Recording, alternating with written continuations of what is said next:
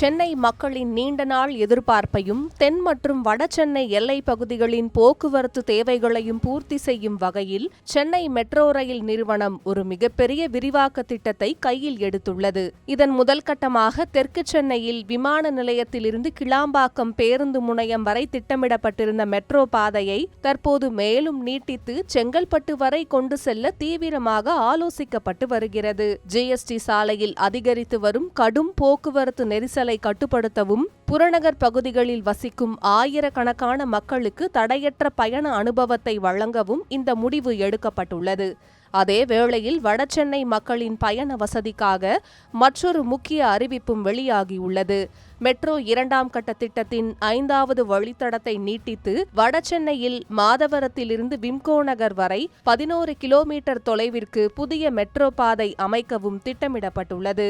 விம்கோ நகர் ரயில் நிலையத்தை பேருந்து, ரயில்வே மற்றும் மெட்ரோ சேவைகளை இணைக்கும் ஒருங்கிணைந்த போக்குவரத்து முனையமாக, அதாவது டிரான்ஸ்போர்ட் இன்டர்சேஞ்ச் ஹப்பாக மாற்றும் நோக்கில் இந்த வடசென்னை இணைப்பு திட்டம் உருவாக்கப்பட்டுள்ளது. தெற்கு சென்னை விரிவாக்க திட்டத்தின் கீழ் கிளாம்பாக்கத்திலிருந்து மேலும் 27 கிலோமீட்டர் தூரத்திற்கு செங்கல்பட்டு வரை உயர்த்தப்பட்ட பாதையாக மெட்ரோ கொண்டு செல்லப்பட உள்ளது. இதன் மூலம் வண்டலூர், ஊரப்பாக்கம், கூடுவாஞ்சேரி, மறைமலை நகர் மற்றும் சிங்கப்பெருமாள் கோவில் உள்ளிட்ட முக்கிய நகர பகுதிகள் மெட்ரோ ரயில் இணைப்பை பெற உள்ளன.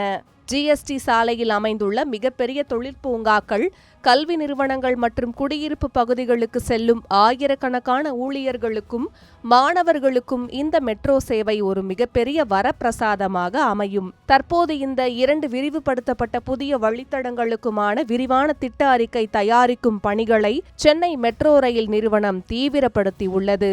செங்கல்பட்டு விரிவாக்கத்திற்கான டிபிஆர் தயாரிக்க 2,16,00,000 ரூபாயிலும், வடசென்னையின் மாதவரம் விம்கோ நகர் வழித்தடத்திற்காக 88 லட்சம் ரூபாயிலும் டெண்டர்கள் கோரப்பட்டுள்ளன.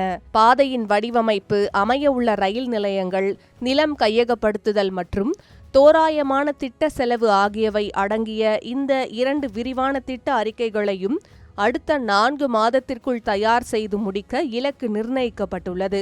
அறிக்கைகள் தயார் செய்யப்பட்டவுடன் தமிழக அரசின் ஒப்புதல் பெறப்பட்டு மத்திய அரசின் நிதி உதவியுடன் பணிகள் வேகமெடுக்கும் என்று எதிர்பார்க்கப்படுகிறது.